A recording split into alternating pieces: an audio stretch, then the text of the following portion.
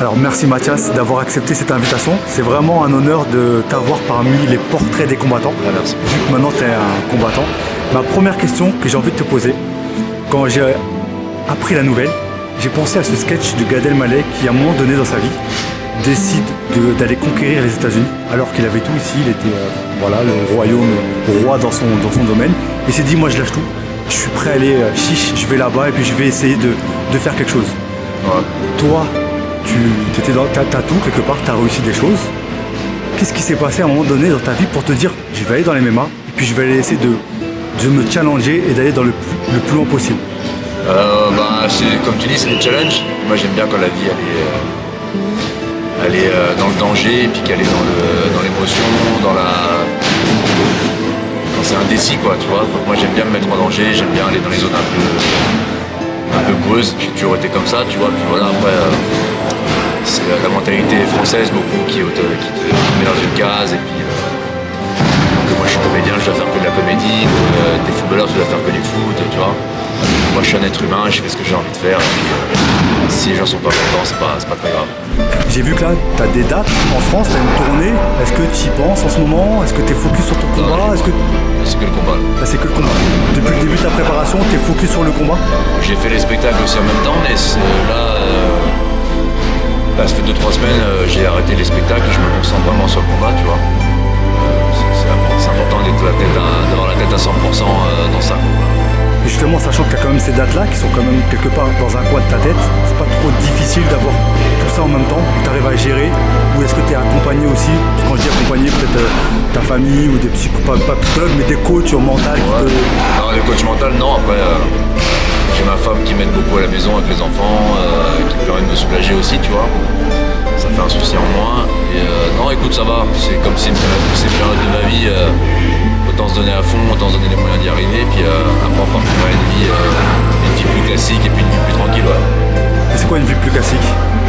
C'est pas faire 200 km tous les jours pour se battre avec des gens, pour apprendre des techniques, pour faire des prépas physiques, prendre des coups, tu vois.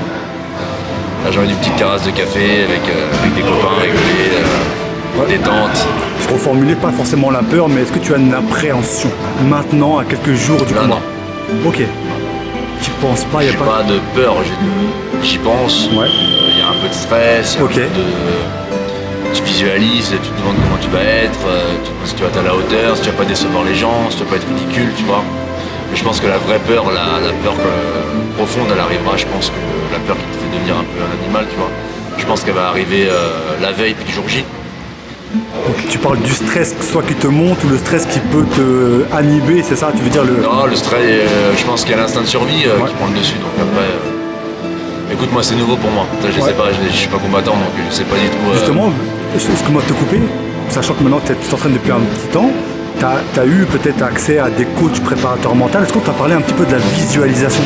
De se voir dans le combat, de voir l'adversaire, de voir peut-être la défaite?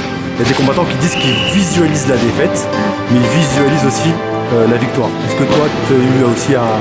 dans les rêves, quand tu dors, moi ça m'arrive ça. Ok. Volontairement? Non, ça vient comme ça, je m'imagine marcher dans les vestiaires, j'imagine monter dans la cage, tu vois. Là tu parles vraiment quand tu rêves, quand tu dors? Ouais, quand je dors. Parce qu'on dit que quand on rêve de quelque chose, c'est qu'on vit pleinement la chose. Ouais, je rêve de ça des fois. Ok, c'est intéressant, d'accord, c'est intéressant. On m'a dit que je parle la nuit et tout. Là, est-ce que Mathias qui me le dit ou c'est Raïla? Non, c'est Mathias. Ok. Ah, donc t'es pleinement vraiment focus sur cet instant. Bien sûr. J'ai hâte que ça se termine aussi. Bah justement, c'est peut-être une dernière question. Comment c'est passé pour toi, vu que tu es quand même tu viens de découvrir un peu le monde du MMA, tu connaissais un peu le sport de combat, mais comment tu as vécu cette préparation? Ça a été long.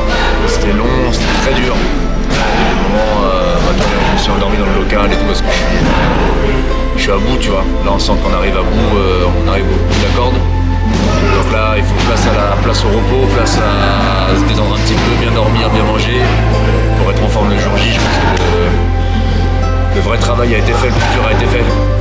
On peut dire qu'en fait finalement, il y a ceux qui parlent du MMA et qui n'ont jamais pratiqué et qui peuvent bavarder pendant des heures, bavardage de comptoir. Toi finalement, si tu bavardes, tu peux au moins parler mais des choses que tu connais. Finalement, tu as vécu la préparation, tu auras vécu le combat. Moi c'est important pour moi quand tu t'intéresses à un sujet, c'est d'avoir un minimum pratiqué, de savoir de quoi tu parles, tu vois. J'ai pas envie d'être le connard des tribunes ou du clavier qui se permet de critiquer des gens qui sacrifient leur vie pour ça, tu vois. Si un jour je parlerai de ça, bah, j'ai un minimum de connaissance, ouais, voilà. de tout. Moi, je parle pas de sujets que je maîtrise pas. Et en France, et même dans le monde en général, hein, on se permet de donner une opinion, un avis, de critiquer dans une activité que les gens n'ont jamais pratiquée, tu vois. Tu vas voir, par exemple, un mec qui est dans un bureau qui a jamais fait un footing. Qui a jamais fait un footing, qui va critiquer Roger Federer et dire qu'il est nul à chier. Un mec qui est sur son clavier qui va dire que Cyril Gane est nul alors qu'il se peut mettre un coup de poing, tu vois.